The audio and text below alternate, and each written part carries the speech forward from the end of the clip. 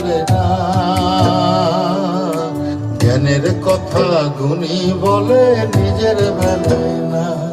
আরে পরের বেলায় বুদ্ধিজীবী নিজের বেলায় বোঝে না, পরের বেলায় বুদ্ধিজীবী নিজের বেলায় বোঝে না।